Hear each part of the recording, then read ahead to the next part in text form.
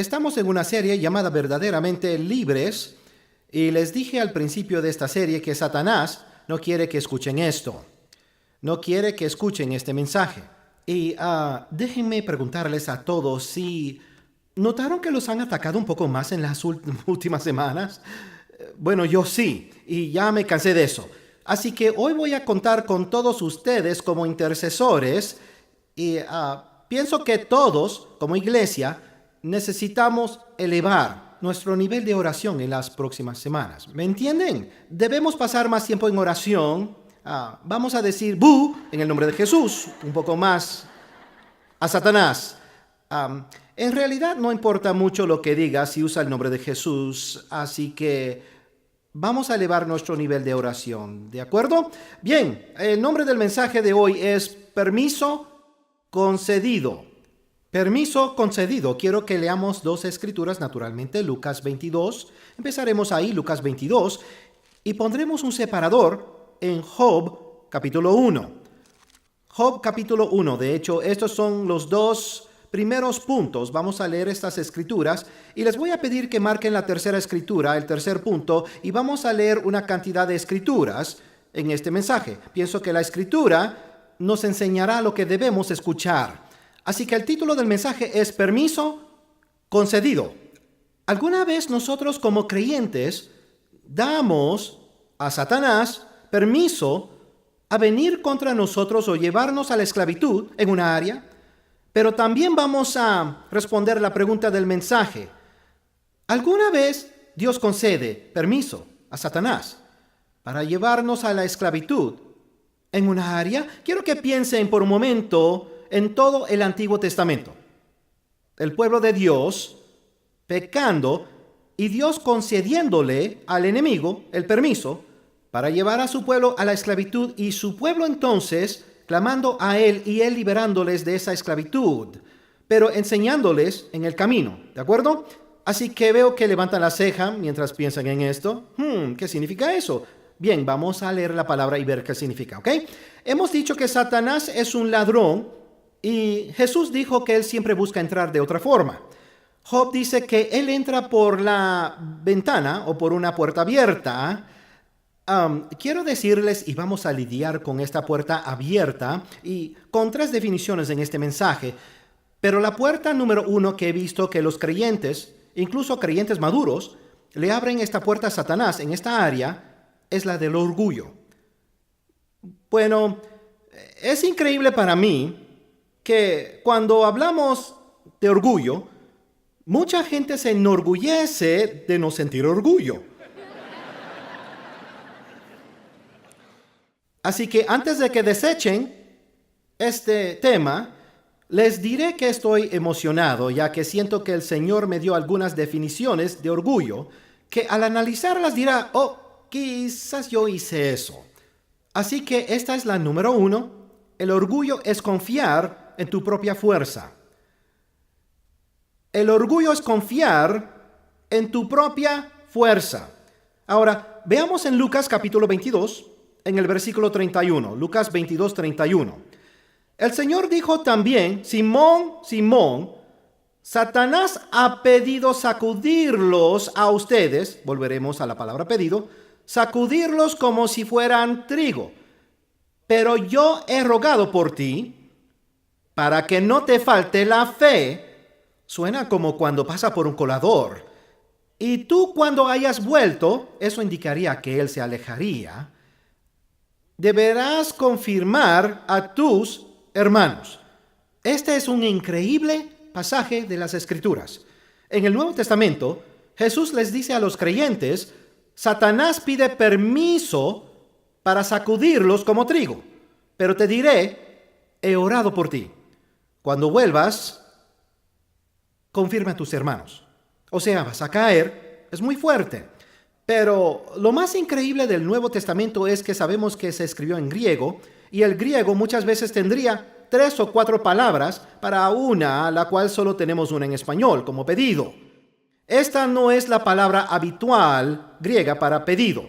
Esta palabra tiene una fuerte implicación que debemos entender. De hecho, les mostraré la definición del léxico en griego de esa palabra pedido. Esto es lo que dice. Dice que la palabra pedido significa pedir por algo y recibir lo que uno pide. Pedir con éxito, pedir y recibir. En otras palabras, se puede traducir en que Satanás pidió y recibió permiso para sacudirlos. La Biblia de las Américas lo dice así: Satanás os ha reclamado, o sea, él tiene el derecho. Él tiene derecho en su vida. Hay una puerta abierta en tu vida, Simón. ¿Y cuál sería esa puerta abierta? Yo personalmente creo que él confiaba en su propia fuerza y que él tenía orgullo. Y la razón por la que lo pienso es por la conversación que se da justo antes de esto. Pero Lucas no registra lo que se dijo antes de eso, pero Mateo, Marcos y Juan lo registran. Dejen que se los lea y veamos si ven algo de orgullo en Pedro, ¿ok? En Marcos capítulo 14, verso 27 dice: allí Jesús les dijo: todos ustedes se escandalizarán de mí. Ahora está citando la escritura diciendo: esto ya está escrito, así que esto sucederá. Heriré al pastor y las ovejas serán dispersadas, pero después de que yo haya resucitado, iré delante de ustedes a Galilea. Entonces Pedro le dijo: aunque todos se escandalicen, yo no lo haré. Jesús le dijo: de cierto te digo que esta misma noche, antes de que el gallo cante 2 veces, tú me habrás negado 3 veces. Pero Pedro insistía con arrogancia: aun si tuviera que morir contigo, no te negaré. Y pienso que Jesús trata de decirle a Pedro: ¿qué parte de todos no entendiste? Todos ustedes me negarán. Yo no. Estos débiles podrían, Señor, pero yo no. Jesús dijo: bien, te diré que esta noche me negarás 3 veces. Él dijo: no, yo no. Jesús le está diciendo, y entonces le dice: escuchen, hay una escritura en el Antiguo Testamento que dice que lo harás. Y Pedro dice: no, la Biblia está mal. Eso es orgullo. Les enseñaré algo más. Mateo 16, verso 21. Desde entonces Jesús comenzó a explicar a sus discípulos que él debía ir a Jerusalén y padecer mucho a manos de los ancianos, de los principales sacerdotes y de los escribas, y morir y resucitar al tercer día. Pedro lo llevó aparte y comenzó a reconvenirlo. Él debió sentirse muy bien consigo mismo para sermonear a Jesús. Señor, ten compasión de ti mismo, que esto jamás te suceda. Pero él, lean con mucha atención, se volvió y le dijo a Pedro, aléjate de mi vista, Satanás. Me eres un tropiezo. Tú no piensas en las cosas de Dios, sino en cuestiones humanas. Ahora, si eso no ayuda a abrirnos los ojos, Jesús miró al hombre y le dijo a un hombre: apártate de mí, Satanás. Se dirigió a Satanás en ese hombre. Se dirigió a él. Cualquiera que fuera su teología, ya sea sobre él, en él, junto a él, detrás de él, como sea. Pero tendrá que lidiar con esta escritura. Jesús le dijo: aléjate de mí, Satanás. Pero tiene que recordar que justo antes lo que sucedió fue que Jesús cambió el nombre de Simón Pedro a Pedro. Ahora él lo llama Satanás. Pedro tal vez pensaba: me gustaba más Pedro. Pero es arrogancia, es orgullo. Y confía en su propia fuerza. ¿Se dan cuenta que cuando vinieron a arrestarlo, uno de los discípulos le cortó la oreja al soldado? ¿Saben de quién se trata? De Pedro. ¿Saben por qué le cortó la oreja? Porque el soldado movió la cabeza. Estaba tratando de cortar su cabeza con una guarnición de soldados presentes, no sabemos cuántos, un centurión que supervisó la crucifixión de Jesús, un centurión, supervisaría a 100 soldados. Quizá había 100 soldados allí. Y Pedro los va a enfrentar a todos con una espada. Eso es confiar en su propia fuerza. Pero por esto Jesús le dice: escucha, Satanás tiene un derecho. Él viene porque tú le abriste una puerta. Entonces Pedro hace algo sobre lo que hablamos en el primer mensaje, totalmente fuera de lugar para él mismo. Este fuerte discípulo que está dispuesto a enfrentar a toda una guarnición de soldados da la vuelta y niega a Jesús ante una mesera adolescente. Incluso él maldice y jura. Él comienza a usar malas palabras, diciendo: no lo conozco, no conozco a ese hombre. Por favor, escuchen lo que compartiré con ustedes. Muchos creyentes maduros caen en esta trampa. Han caminado con el Señor durante un largo tiempo y comienzan a creer en su propia fuerza para resistir la tentación. ¿Es posible que por esto haya caído el rey David? Porque él era un hombre realmente fuerte. Así que, número 1, orgullo es confiar en tu propia fuerza. A propósito, en 1 Corintios 10:12 dice: así que el que crea estar firme, tenga cuidado de no caer. Así que la número 2, orgullo es creer en tu propia justicia. Orgullo es creer en tu propia justicia. Ahora, regresen a Job capítulo 1 o hagan clic, como sea que lean su Biblia, solo léanla. Job capítulo 1. La mayoría conocemos la historia de Job. Yo tengo un amigo que leyó el libro de Job porque creía que significaba trabajo en inglés. Y él me dijo: ese libro no me ayudó mucho. Entonces le dije: no, lee Juan, no leas Job, lee Juan. Bien, orgullo es creer en tu propia justicia. Miren en Job 1, verso 6. Pero un día se presentaron ante el Señor sus servidores, y entre ellos llegó también Satanás. Cuando el Señor lo vio, le preguntó: ¿de dónde vienes? Y Satanás le contestó al Señor: vengo de andar recorriendo la tierra. Esto es como dijimos la semana pasada. Él anda como un león rugiente buscando a quien devorar. Entonces el Señor le preguntó: ¿y no has pensado en mi siervo Job? ¿Acaso has visto a alguien con una conducta tan intachable como él? No le hace ningún mal a nadie y es temeroso de Dios. Pero Satanás le respondió al Señor: ¿y acaso Job teme a Dios sin recibir nada a cambio? ¿Acaso no lo proteges a él y a su familia y a todo lo que tiene? Tú bendices todo lo que hace y aumentas sus riquezas en esta tierra. Pero pon tu mano sobre todo lo que tiene y verás cómo blasfema contra ti y en tu propia cara. Entonces el Señor le respondió a Satanás: haz lo que quieras con todas sus riquezas. Diría que eso es conceder permiso. Pero te prohíbo que a él le hagas daño. Y dicho esto, Satanás salió de la presencia del Señor. Ese es un pasaje muy difícil de entender, pero no es tan difícil cuando lee el resto del libro. Durante 31 o 32 capítulos, Job tiene 3 amigos que aparecen para tratar de confortarlo. No querrá tener amigos así, por cierto. Pero en esencia ellos dicen muchas verdades. Ellos le dicen una y otra vez: Job, ¿estás seguro de que no hay una puerta abierta en tu vida? ¿Estás seguro de que no hay una causa que el enemigo pueda usar en tu contra?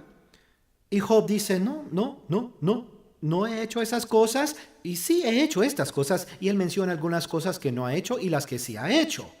Él dice: no. En el capítulo 32 hay un joven llamado Eliú que ha estado escuchando todo ese tiempo. Y no tengo tiempo para leer todo eso, pero en esencia esto es lo que dice: soporté todo lo que pude. No dije nada porque ustedes son mayores y pensé que obtendrían la respuesta correcta. Pero ninguno de ustedes lo ha descubierto, así que les diré cuál es el problema. Y lo tomaremos desde ahí. Job capítulo 32, verso 1. Cesaron estos 3 varones de responder a Job. Ahora miren, esta es la respuesta a todo el libro. Por cuanto él era justo a sus propios ojos. Entonces Eliú, hijo de una persona que no se puede pronunciar, de Baraquel Busita de la familia de Ram, se encendió en ira contra Job, ahora escuchen con cuidado, por cuanto se justificaba a sí mismo más que a Dios. Se justificaba a sí mismo más que a Dios. Sigue durante varios capítulos. Capítulo 33, versos 8 y 9. Él dice: de cierto tú dijiste a oídos míos, y yo oí la voz de tus palabras que decían: yo soy limpio y sin defecto, soy inocente y no hay maldad en mí. Tendría que ser Jesús para que eso fuera verdad. Y luego él concluye. En una parte de su conclusión dice Job 36, verso 3, y este es el joven Eliú hablando, atribuiré justicia a mi hacedor. Aquí está el pecado, la puerta abierta en la vida de Job. Él era justo por lo que hizo, no por quien conocía. Todo su discurso fue sobre lo que hizo. He hecho esto, he hecho aquello, y no he hecho esto ni he hecho aquello. Voy a repetirlo. Los creyentes maduros son víctimas del orgullo en esta área. Porque cuando somos salvos, quiero que piensen en esto, cuando somos salvos, sabemos que nuestra justicia viene de Dios porque no éramos justos. Y Dios por su gracia vino y nos salvó. Pero 10 años después, 20 años después, 30 años después, ahora guiamos a un grupo, ahora somos líderes en la iglesia y ya no hacemos todas esas cosas y comenzamos a sentir que somos justos por lo que hacemos. No somos justos por lo que hacemos, somos justos por la sangre de Jesucristo y por Él solo. Es la única razón por la que somos justos. Y cuando comiencen a creer y a confiar en su propia justicia, eso es orgullo. Esto fue lo que le dijo Jesús. Él dijo, es algo como el fariseo. Y él estaba en la iglesia orando y entró un pecador y esta fue su oración. Dios, gracias porque no soy como él. Gracias, Señor. Se comparó a sí mismo. Eso es lo que hace Job. Él dice, compáreme con cualquiera. Compáreme con cualquiera y verán que yo soy justo. Soy justo. El único problema con eso es que Dios se presentó. Y Dios dijo, ¿quieres que hagamos comparaciones? Compararte a ti mismo. ¿Qué tal si te comparas conmigo? Vean lo que Dios le dice a Job. Veamos si quisieran estar en los zapatos de Job ese día. Job 38, versículo 1. El Señor le respondió a Job desde el torbellino. ¿Quién se atreve a oscurecer mis designios con palabras carentes de sentido? Ahora, pondré eso en una versión más sencilla parafraseada. Dios dijo, ¿qué tonto está hablando ahora? Pórtate como hombre y prepárate. Yo te voy a preguntar y tú me vas a responder. Vean esto, vean lo que dice Dios. ¿Dónde estabas tú cuando yo afirmé la tierra? ¿Le gustaría que le preguntara eso? Si en verdad sabes mucho, dímelo.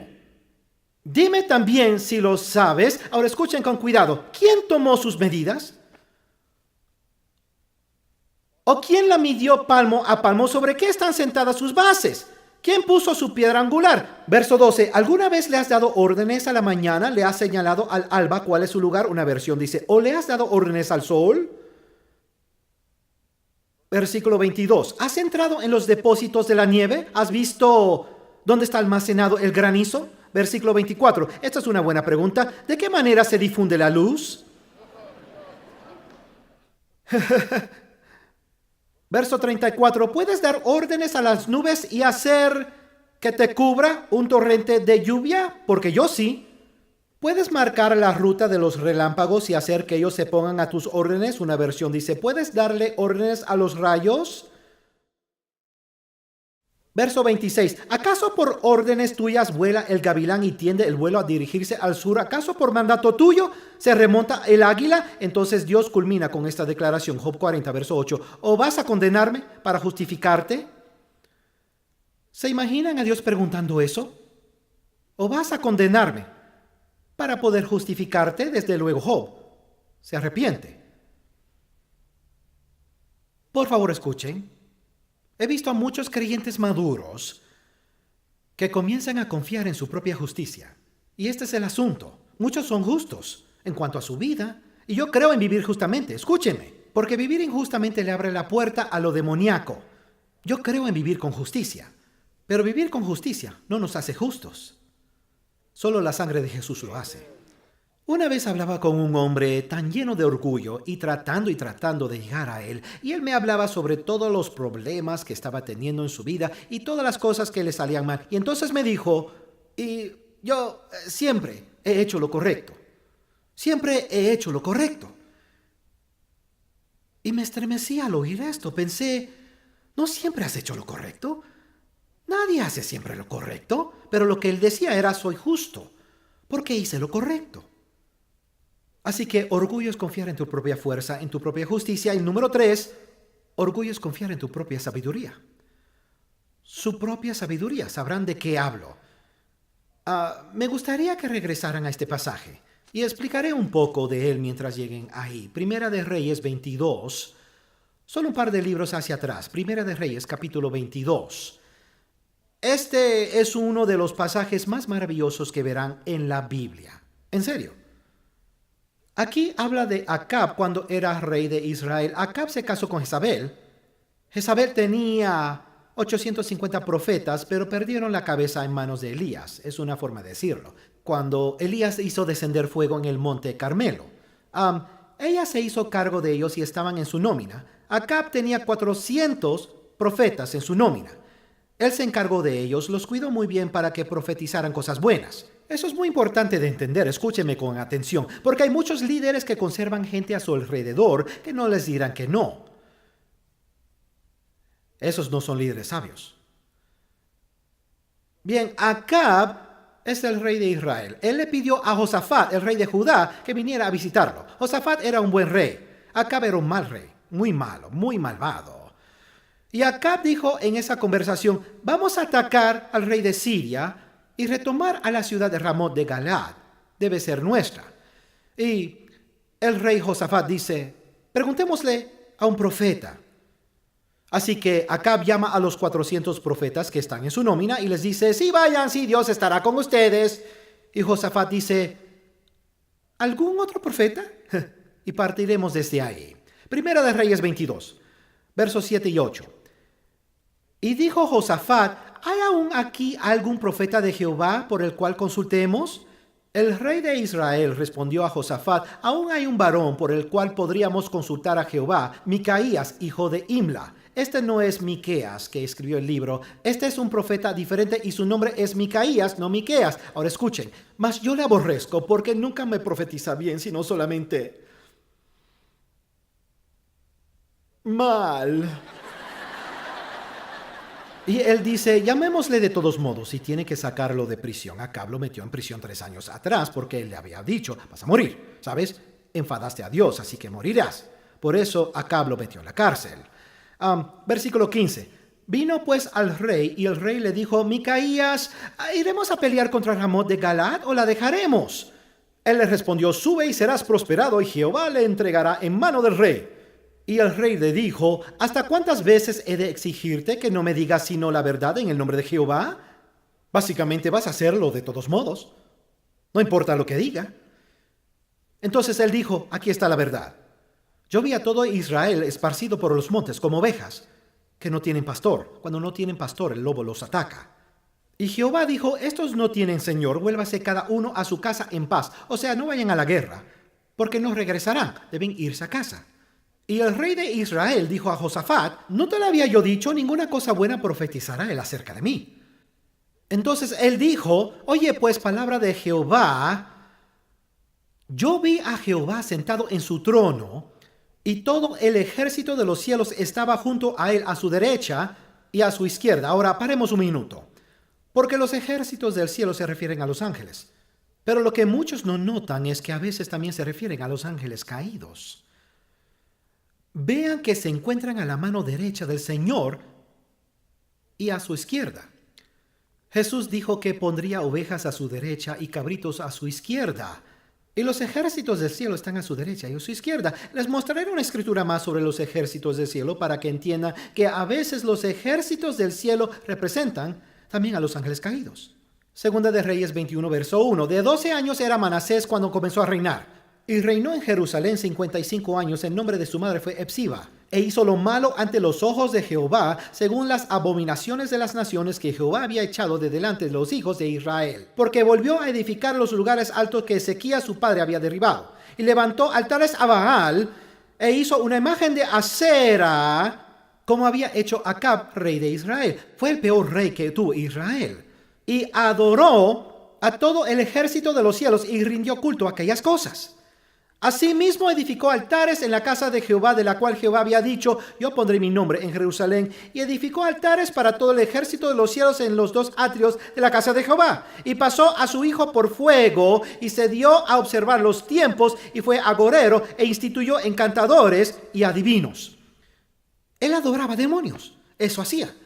Así que recuerden que Micaías dijo, vi al Señor sentado en su trono y el ejército de los cielos estaba a su derecha y a su izquierda. Es importante que entiendan que había ángeles caídos allí. Recuerden que acabamos de leer en Job, donde Satanás estaba de pie frente al trono de Dios y Dios le dio permiso para hacer algo, ¿de acuerdo? Veremos el versículo 20. Primera de Reyes 22:20. Y Jehová dijo, ¿quién inducirá a Acab para que suba y caiga en Ramot de Galaad? Y uno decía de una manera y otro decía de otra. Y salió un espíritu. Me pregunto qué clase de espíritu. Y se puso delante de Jehová y dijo, yo le induciré. Y Jehová le dijo, ¿de qué manera? Él dijo, yo saldré y seré espíritu de mentira en boca de todos sus profetas. Ese no es el Espíritu Santo, es un espíritu maligno, mentiroso.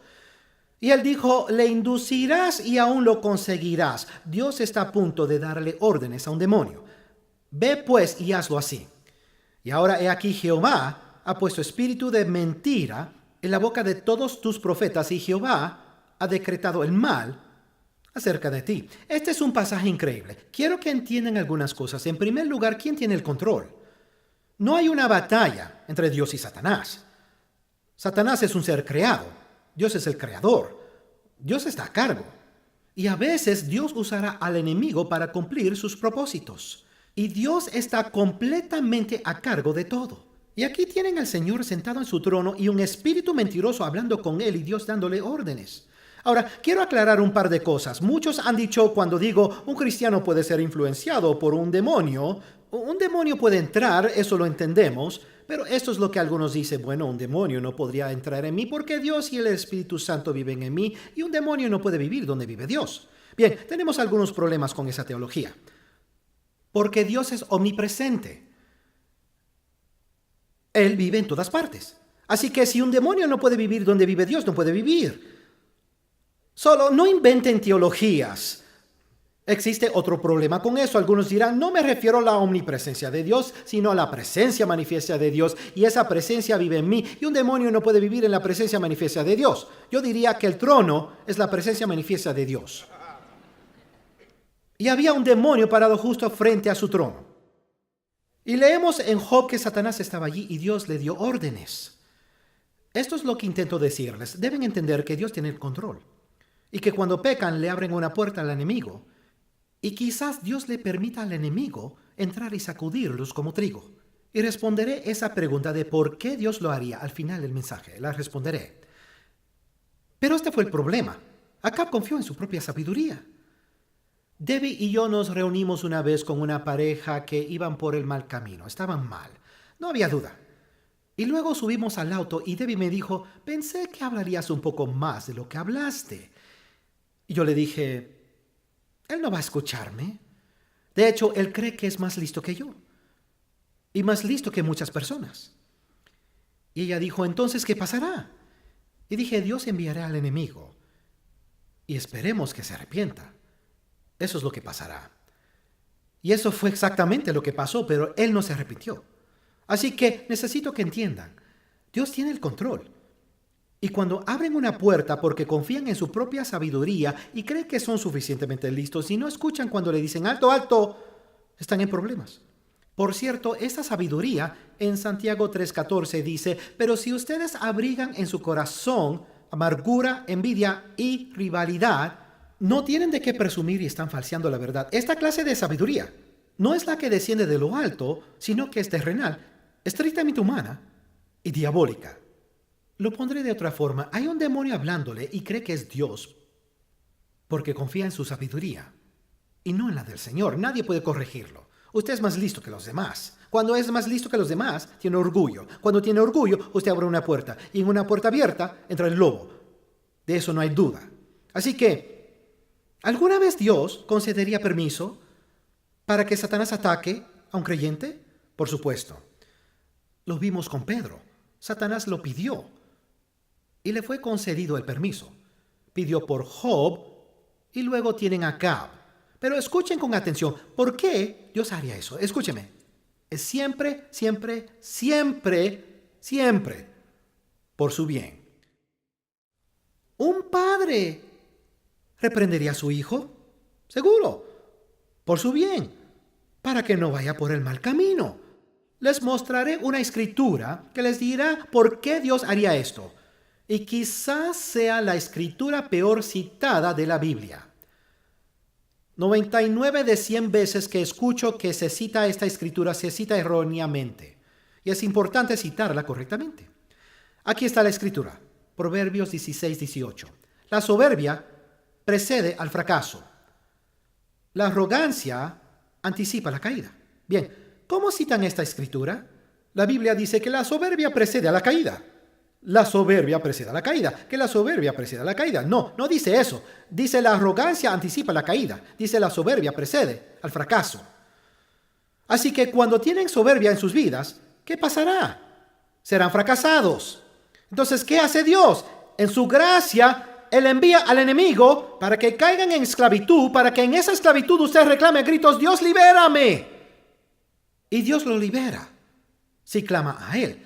Pero si continúa con su soberbia, será fracasado. Es como empujar a alguien fuera del camino de un autobús que se aproxima. Caerá en el pavimento, se rasguñará todo, quizás se rompa un hueso, pero no morirá. Es justamente lo que Dios haría. Dios diría, no quiero que te destruyas. Piénsenlo. Pedro y Job tenían a Satanás contra ellos, pero se arrepintieron. Pedro fue uno de los apóstoles preeminentes del Nuevo Testamento. Job hizo que todo lo que robó Satanás se restaurara el doble. Pero Acab no se arrepintió. Dios envió a Micaías, un profeta, a decirle, vas a caer. Hay un espíritu de mentira, te están mintiendo, tú vas a caer. Acab pudo haber dicho, me arrepentiré. Por cierto, Acab se arrepintió de algo más y Dios extendió su vida 3 años. Pero ¿saben lo que él hizo? No se arrepintió, prefirió ir a la guerra, pensó que era más sabio que Dios. Él no se puso sus vestiduras regias y de hecho le dijo a Josafat que usara sus vestiduras, sus regias vestiduras, pensando, ellos matarán a Josafat. Entonces seré el gobernante de todo. Y aún así lo lograré. Y se puso una armadura normal y fingió ser un soldado, pero se quedó atrás de la batalla, donde no había mucha acción. Persiguieron a Josafat pensando que él era el rey, y cuando descubrieron que no era, dejaron de perseguirlo. Josafat, por cierto, se escapó. Pero vean esta escritura, Primera de Reyes 22, verso 34. Pero un arquero lanzó una flecha al aire, y la flecha alcanzó al rey Acab y le penetró entre las juntas de su armadura. Y Acab murió. Pero Dios se lo advirtió. Él le dijo, si vas allá, morirás.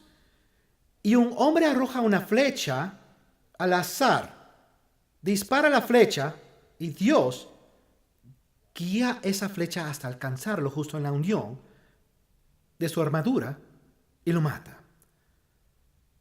Pero en la gracia de Dios, en su gracia, Él le dijo, esto sucederá si no me escuchas. Permítame decirles, quiero que recuerden que orgullo es confiar en su propia fuerza, justicia y sabiduría. Escuchen, el orgullo es una trampa en la que el fuerte, el justo y el sabio caen muchas veces. Lo diré de nuevo. El orgullo es una trampa en la que el fuerte, el justo y el sabio pueden caer si no confían en la fuerza del Señor, en su justicia y en su sabiduría. Incline su cabeza y cierren los ojos.